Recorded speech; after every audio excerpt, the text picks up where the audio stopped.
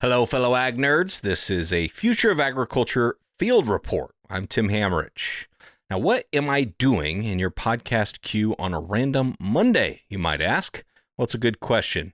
See, I'm starting this new podcast series called Field Reports, where I want to hear from the people who actually use and hopefully benefit from the innovations we so regularly discuss here on this show. And I've been thinking about this for a very long time because in this respect, the show has been somewhat one-sided, I guess I could say.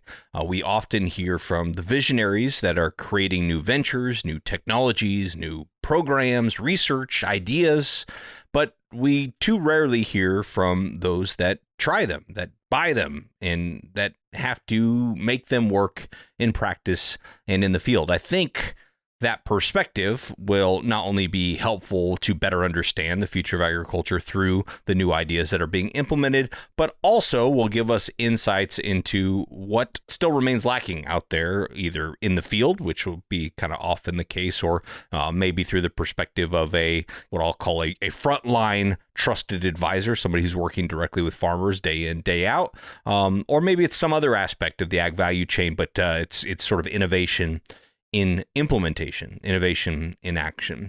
We've been doing this a little bit through the spotlight segments that have aired at the end of about one episode every month. As you probably know, those are short customer testimonial type segments from our quarterly presenting sponsors. And I really enjoyed those stories and the interviews I've done for those stories and the sort of tried and true perspectives that come with them.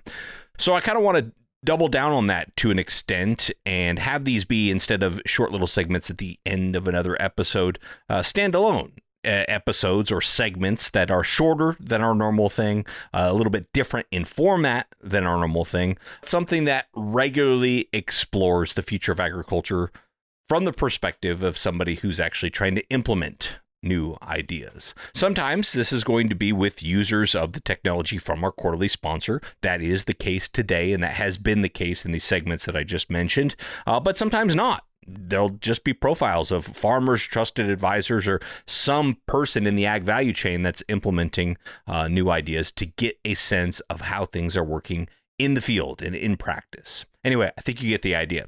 So today's case, Tyler Kessler owns an independent agronomy consulting business in southern Saskatchewan alongside his wife, Brooke Dorgan. The company provides a range of agronomic and precision agriculture services for farmers that want to do things like optimize yield and improve their soil health and reduce environmental impacts. They're also a service provider for SWAT MAPS, our presenting sponsor this quarter. Before incorporating the business in 2015, Tyler worked in ag retail for 8 years and then spent a couple of years with an ag chemical manufacturer. He says back in his ag retail days, he really wasn't seeing a whole lot in precision ag that convinced him it was really adding a ton of value at that time to farmers. But then he discovered SWAT MAPS. When I left ag retail, worked as a sales rep for an ag chem manufacturer for a couple of years, and that's when I started being introduced into SWAT MAPS, and that really was the kind of the turning point of where I believed it started to make sense for me. I could see it started making sense for the clients. And it was the base layer of if you're actually dealing with physical properties. You're not dealing with just yield maps. You're not dealing with imagery to try and, market a scalable business. And with that insight that he could really map out these physical properties and underlying factors of field variability, Tyler has grown his consulting business throughout southern Saskatchewan. His combination of agronomic and precision ag services allow him to sort of tailor his offerings to the needs of each individual farmer client. Yeah, so our business, I really break it into two parts. We've got the agronomy consulting business where we work very closely and intimately with a farm, planning year-round, scouting, implementing precision ag or ag tech with that grower, but it doesn't need to be SWAT maps. When we brought SWAT maps in 2018, we started to mesh that together. And of course, we would start with our clients who we've been working with, but logistically, we've been able to open that up, just with time and our people. It fits in really well to offer this service to more growers. So we have clients who are SWAT only customers, We have clients who are agronomy and SWAT customers. We can lead with it, but it can also come in and complement it. It's very synergistic. I think our goal is still to take our simple agronomy, our basic core agronomy, and make that at a higher resolution with the tools and the ag tech tools. So it changes what we do. We're able, I think, to do more with the technology and the sensors and tools we have than we were in the past. It's a big part is bridging that gap with our growers and helping them implement the ag tech. So we need to learn it and understand it and use it, and then make it simple for them to use and scale. So that's a big roadblock that some growers see, and we're there to help with that. So we spend more time in the equipment, not just looking at a plant. To me, agronomy is it's logistics, it's economics, it's technology, it's implementing that so we can accomplish a goal.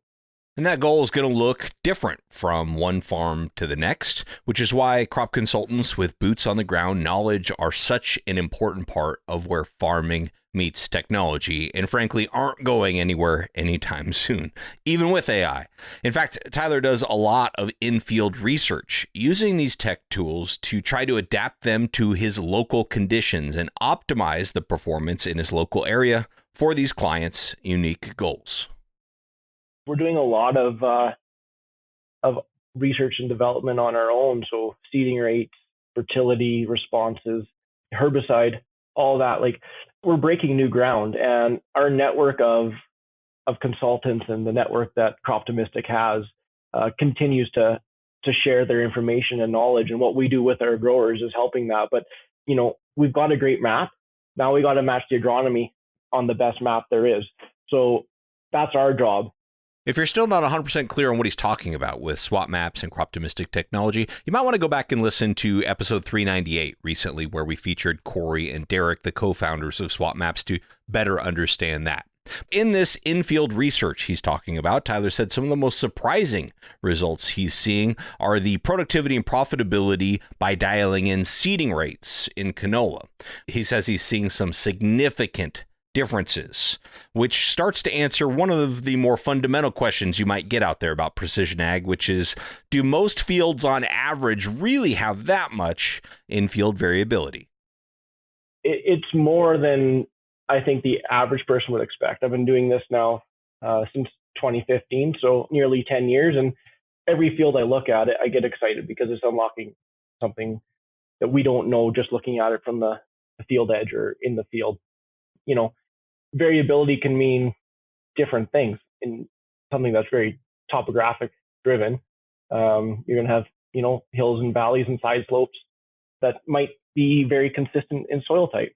You can have very level, elevation that might only change a few feet within a mile, but you could have drastically different soil types and soil properties within that. So for example, salinity or solomesic soils, more of a factor than topography.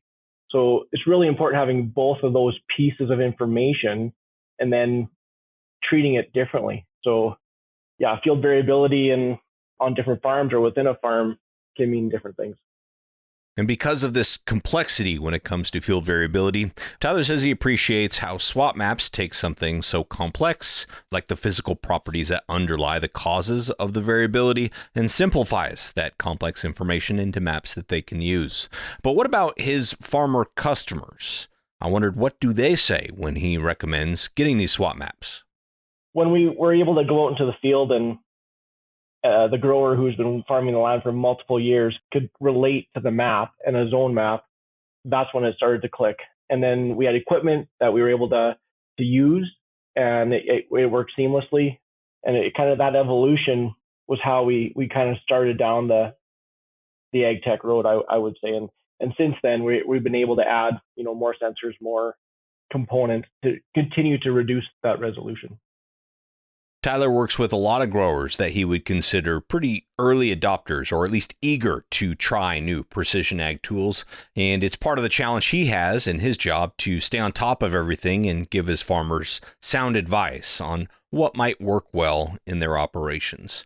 He says in some cases, farmers have even heard about SWAT maps, and that's what initially led them to his company. But what about those farmers that are not early adopters? Someone who's a later adopter doesn't mean they don't want it. They're critical thinkers, and they want to prove it on their own farm. And that process it's actually fairly simple. You start slow. You start with a field or two, and you just go at their pace and work with them to show it. And once they use it and see it, and they're either gonna like it or they're not. In our case, we've got 99% retention. Anyone that has tried it continues to increase their acres, and they want more. One thing that's nice about Tyler is he's able to add some extra credibility to all of his recommendations, including his recommendation for the use of SWAT maps, because he uses it all himself on his own farm. Yeah, absolutely, we do. I'm not going to do something with our clients or promote it unless I believe it and use it ourselves. And we do have some land, my wife and I, with our farm, but we manage the agronomy on it, and we use it, as a testing ground. But yeah, we use SWAT maps on our farm, and each year we're mapping more acres and continuing to develop that. Eventually, the goal is to get every acre mapped. One perspective I regularly hear from agronomists and crop consultants is how important logistics are to agronomy. Any recommendation at all for change needs to easily fit into a farmer's operation without disrupting a million other things that this complex system has going on. And one point that I didn't think about is that businesses like Tyler's are obviously swamped during the growing season, but generating these SWAT maps as a service, an extra service that he adds onto his business, can happen after the harvest, which actually extends the window of time he can be of service to clients. It's been a very great compliment to our business.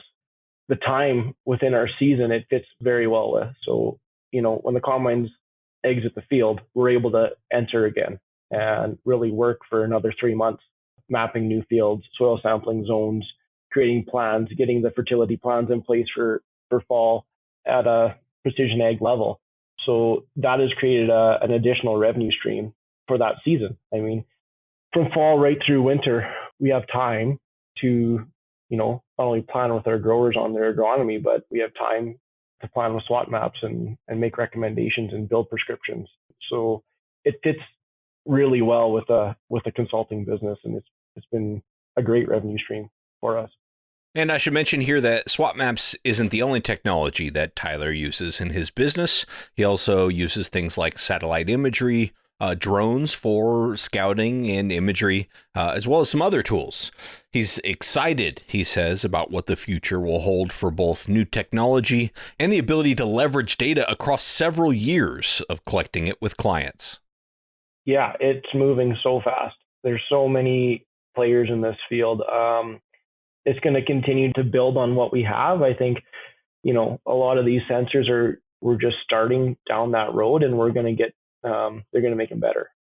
So whether that is a moisture probe or see and spray technology, sensors on drones that are looking at crop health and then making a decision on that. I think in a decade, we're going to know so much more than we know now, building on SWAT zones and even ourselves having the history that we have with our growers that we've dealt with for 8 years now that have had a SWAT map, and we've had soil samples or we have moisture probe data for 8 years, and what that looks like in 10 years from now. It's just going to continue compounding because we have an industry that's looking at it, and really smart people who are able to create some algorithms and take a lot of data and crunch it together to make something usable. I think see and spray technology on sprayers is going to be very mainstream. We're just at the start of that. Some of our clients are starting to purchase that, and then implementing, our tools that we have now with that is going to be really interesting. Our use and reliance on a lot of products is going to decrease. Very intriguing comment there to close. And if you're interested in hearing more about the future of precision agriculture, this sort of discussion that we're closing out today's episode with, stay tuned because we have a full-length Future of Agriculture episode all about what the future holds for precision agriculture with some distinguished researchers who are working in that area. But very interesting place to end this first installment of our Field Reports series. You can learn more about Tyler and his work at his website, which is just kesslerag.ca. And of course, I'll link to that in the show notes. But I'd love your feedback on this episode, the different content, the different format, the different perspective, the fact that it's separate from our regular Wednesday episodes. What do you think? Or do you want this to go back as a segment on another episode? I'd love to hear your feedback, please. Tim@aggrad.com is one place you can go. Twitter, Tim Hamrich, LinkedIn as well. But I really do appreciate every single one of you who reaches out and lets me know your thoughts on the content that I put out here on the podcast. Thanks to SWAT MAPS for being our quarterly presenting sponsor this quarter. Go learn more about them at swatmaps.com. And if you'd like the full-length interview between Tyler and myself, I'm going to post it to the SWAT Agronomy podcast feed. So go find that one on your podcast platform of choice and make sure you subscribe to us over there. Last but certainly not least, thank you, as always, for your time and your attention. I don't take it lightly. I'll be back in just a couple days with another story of ag innovation.